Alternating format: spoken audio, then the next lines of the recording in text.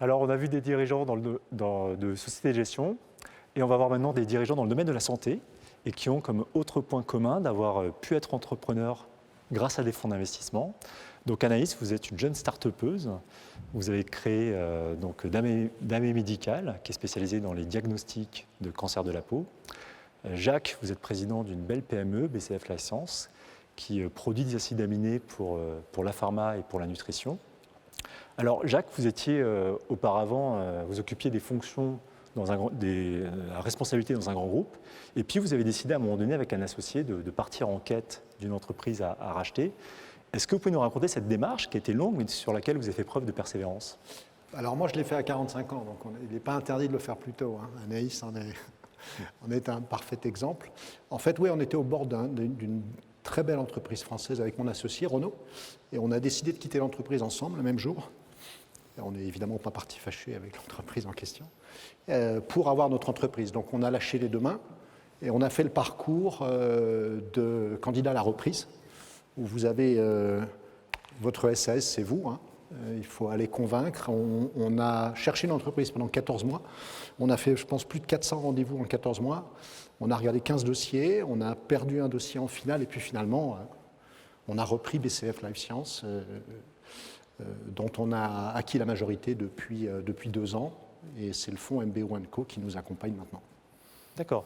Alors que, comme le disait Jacques, vous, Anaïs, par contre, ça s'est fait très vite. Donc vous êtes tombé très tôt dans l'entrepreneuriat. C'était une évidence tout de suite? Oui, ça a été un peu une évidence. C'est quelque chose que je cherchais au cours de mes études d'ingénieur puis de commerce. Et j'ai eu l'occasion de rencontrer en 2013 un chercheur. Et je me suis lancée dans l'aventure Damé Médical, qui est en fait une spin-off de la recherche publique française. Plus spécifiquement d'un laboratoire qui s'appelle le laboratoire Charles Fabry de Palaiseau, qui est une unité mixte de recherche entre l'Institut d'optique, l'Université Paris-Saclay et le CNRS. Et donc, depuis 6 ans maintenant, on a passé beaucoup de succès, à la fois techniques et cliniques. En 2017, on a eu la chance d'accueillir au capital les fonds de Kurma Partners, de Paris-Saclay Seed Fund et Idinvest. Et depuis l'été 2020, on a obtenu le marquage CE de notre dispositif médical qui s'appelle Deep Live et qui permet des biopsies optiques de la peau pour permettre justement des prises en charge beaucoup plus performantes et moins invasives des cancers de la peau. D'accord. Et justement, vous évoquez des fonds d'investissement avec lesquels vous êtes en contact, partenaires. Comment s'est fait cette mise en contact? Est-ce que pour vous, ça a aussi été tout de suite un réflexe ou est-ce que ça fait l'objet d'une réflexion? Racontez-nous. Ça a fait l'objet d'une réflexion. Je pense qu'en sortant d'école, j'avais plutôt en tête toutes les bonnes pratiques et les mises en garde d'autres entrepreneurs, mais je n'avais pas forcément l'idée en tête de la vie post-levée de fonds. Et du coup, j'étais plutôt réticente à l'idée d'aller voir ces fonds d'investissement et en pratique, j'ai été très agréablement surprise, aussi bien de l'apport financier mais aussi extra-financier tout au long de la durée de l'investissement, qui a permis une croissance bien plus grande que celle qu'on attendait avant d'aller voir des fonds. Donc c'est extrêmement positif. Et même maintenant, je me suis donné moi-même comme bonne pratique de partager ce retour d'expérience et de partager cette transmission aussi bien à des jeunes chercheurs qu'à des jeunes étudiants qui souhaitent se lancer dans l'entrepreneuriat. Est-ce que vous pensez que c'est important? C'est-à-dire que c'est quelque chose que vous aurez préféré avoir davantage, c'est-à-dire d'informations sur ce qui se passe pendant, sur la relation avec les fonds d'investissement, c'est ça?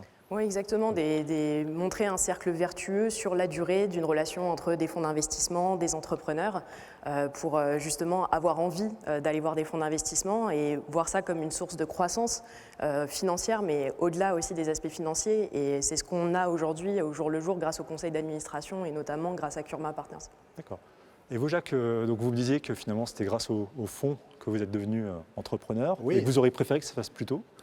Oui, forcément, mais c'est comme ça. Mais la première chose, oui, c'est qu'un fonds permet à des gens sans fortune particulière de réaliser leur rêve qui est d'avoir leur propre entreprise. Donc ça, c'est bien grâce à un fonds qu'on arrive à le faire. Ensuite, je trouve que dans les fonds, c'est notre 3e LBO maintenant. Je trouve que ça amène, dans les choses en tout cas que je retiens, ça amène la culture de résultat. C'est-à-dire que quand on est entrepreneur, on aime bien la compétition.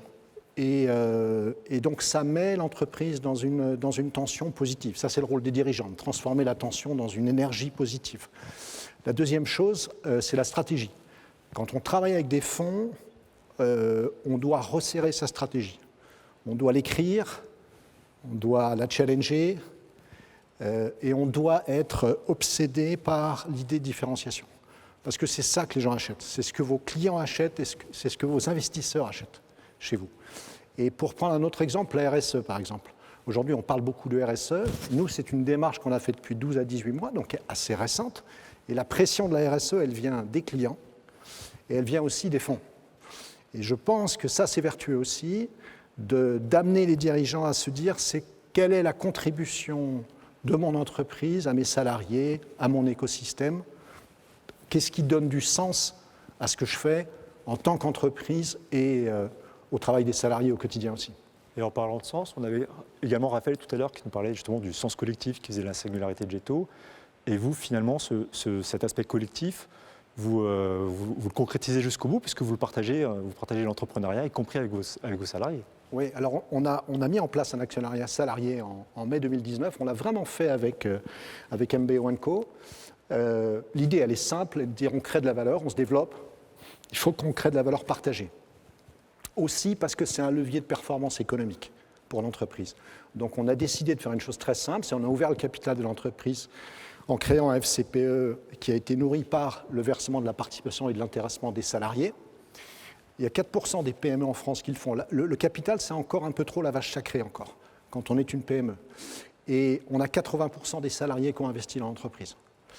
Et ça a été, c'est peut-être au-delà de la croissance de l'entreprise, c'est peut-être le résultat dont on est le plus fier en tout cas, avec mon associé. Et je pense que ce n'est pas étranger à la manière dont on a traversé la crise Covid-19 avec de la croissance et un tout niveau d'engagement des salariés fantastique. Et ça se passe bien avec vos salariés? Très bien. Jusque maintenant. Donc on espère que ça va servir de modèle et que ça va inspirer beaucoup de monde. Pour vous, Anaïs, cette dimension collective, elle est importante aussi parce que j'ai remarqué que souvent quand on échangeait, vous disiez rarement je, mais souvent nous, pour caractériser Damae. Oui, c'est essentiel dans une deep tech, d'autant plus dans une medtech. Notre équipe est constituée d'experts en tout sujet, que ce soit de la photonique, des études cliniques, de l'intelligence artificielle et aussi l'aspect financier. Donc je pense aussi que le rôle des dirigeants, c'est de créer ces synergies entre les différents experts, de faire en sorte qu'ils collaborent ensemble. Et c'est ce qu'on essaye de créer chez Damae Medical. Et je suis personnellement très reconnaissante de la qualité aussi bien des gens de l'équipe qui s'accompagnent, qui nous accompagnent et qui ont rejoint l'équipe aussi. Et puis aussi bien sûr des investisseurs. D'accord. Donc si on résume cette approche collective, l'apport des fonds d'investissement qui vous ont aidé à franchir des étapes, mais pour l'un plus tard que ce que vous auriez souhaité, et puis pour vous, en tout cas des questionnements et puis des réflexions qui montrent que finalement on est dans un milieu où il faut qu'on communique davantage sur ce qui se passe avant et après, c'est-à-dire entre le premier tour de table et la sortie, pour que les dirigeants soient davantage sensibilisés, même s'il y a des démarches, il faut les accélérer. Et il nous reste alors un peu moins d'une minute par rapport aux enjeux RSE que vous évoquez. Je sais qu'il y a un sujet qui vous tient à cœur, Jacques. Donc c'est notamment l'impact dans les territoires. Oui. Ouais. En fait, pour aller vite, parce qu'on a très peu de temps, on a mis en place un indicateur dans notre entreprise qui est en fait le pourcentage d'allocation de nos investissements industriels. On investit 10% de notre chiffre d'affaires par an, on investit beaucoup. Et on veut mesurer l'allocation de ces investissements aux entreprises du territoire, en l'occurrence en Bretagne et par extension aux entreprises françaises. Donc on se donne comme obligation, comme filtre dans nos décisions d'investissement, que nos investissements profitent au territoire. L'industrie, quand l'industrie crée un emploi, c'est 3 emplois induits. Donc si on veut réindustrialiser les territoires ou les revitaliser, ça passe par là, ça passe par la volonté des dirigeants et aussi par l'accompagnement des fonds sur ces sujets-là. Merci beaucoup, merci à tous les deux. Donc on a vu différents entrepreneurs qui nous ont présenté leur vision. Il y a des choses récurrentes qu'on a vues, c'est l'approche collective, la singularité, la diversité et surtout cette nécessité de la jouer collectif, parce que c'est en la jouant collectif que notre société pourra faire face aux différents enjeux qui vont se présenter devant elle, notamment les sujets climatiques. Alors sur ces sujets, on va accueillir 2 personnes qui sont chefs de file.